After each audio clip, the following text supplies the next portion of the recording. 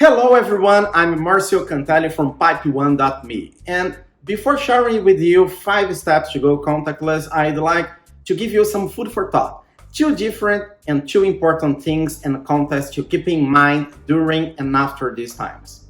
So first, the new normal. How many times have you heard this expression in recent times? It is actually never normal. We are evolving with technology, process, human relations for something that does not have a normal on it, neither new or old. Actually, this pandemic brought something that we'll inherit for a long time because it is an invisible disease you can actually see, and there are so much uncertain things about how you actually get the virus. At the beginning, generate panic, and right now we are with a real sentiment of fear around us. So fear is a real thing.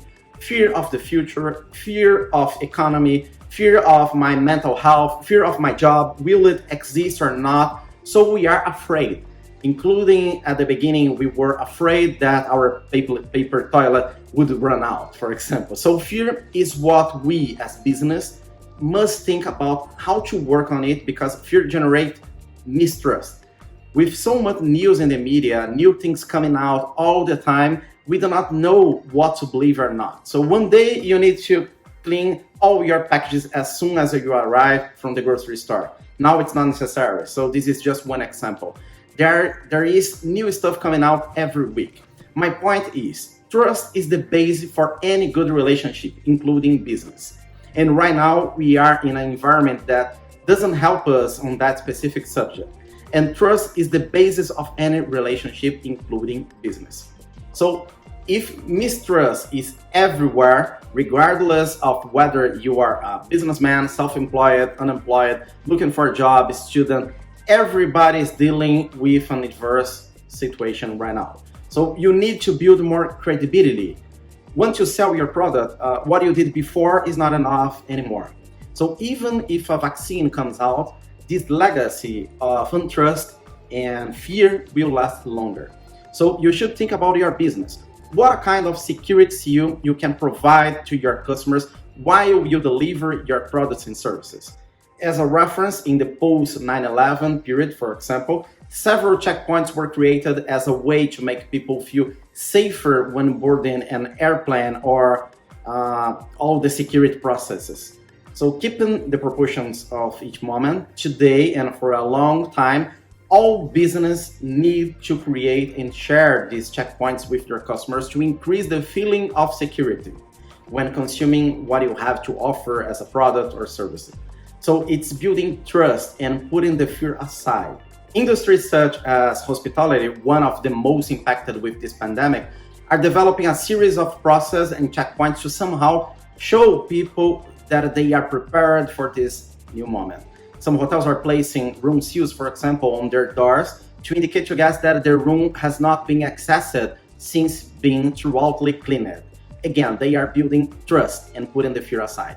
So think about it. How can you make your customers feel safer during these times? Can you create a secret seal in your product or service? So that's the first food for thought that I would like to share.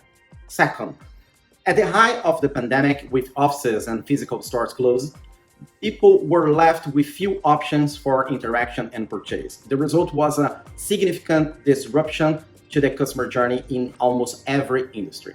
Digital has become the main channel for marketing sales, and as a result, personalization and forecasting by companies have become dominant consumer expectation, leading to a trend towards virtual intimacy with the customer, both B2B and B2C business. As I said before, we are living in a moment of mistrust, but people trust themselves. People trust their smartphones are perfect for that as well.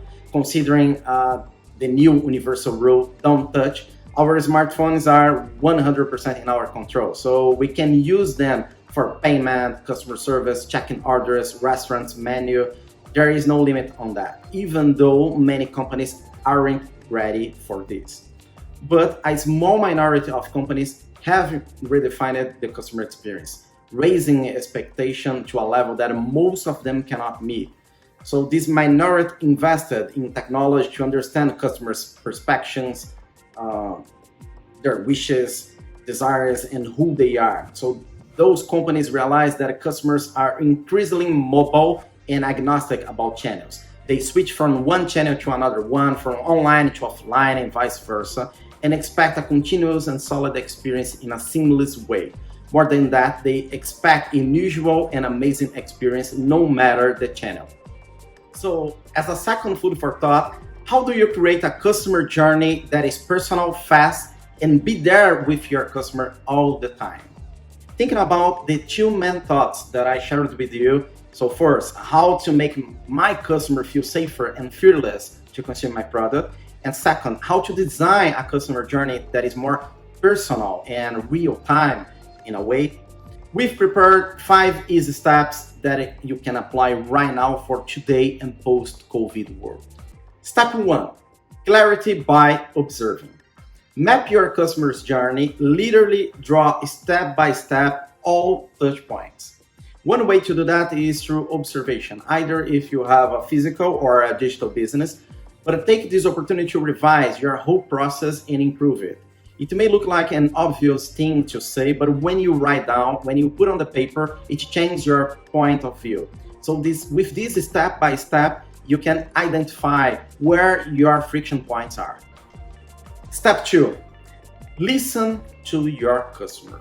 Ask them, what would you like to see on our way to serve you? Based on your customer journey, ask some questions to understand what are the expectations from them. We live right now in an era of expectation. So your business needs to at least meet your customer needs or deliver a little bit more to be memorable. But everything is based on what your customers thinks and would like to receive from you. With that in mind, you can cross your journey mapped on the first step with what your customer expects from you. Step number 3, be human. Before implementing any new process, change, or tool, create a human culture with your team.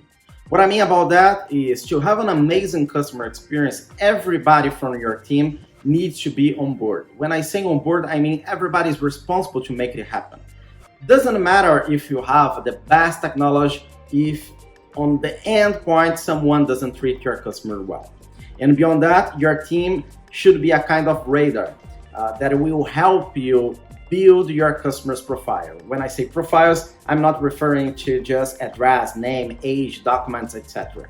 I mean real human profiles. What they like, what they dislike, why they are buying from you.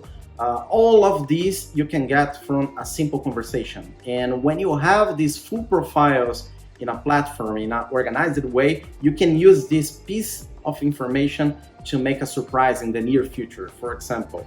And you don't need to expend more money and give stuff away for free. It can be just a small note when you deliver a product, thanking them for being your customer, plus a piece of human touch with it showing to your customer that you know who he is and he is not just a number.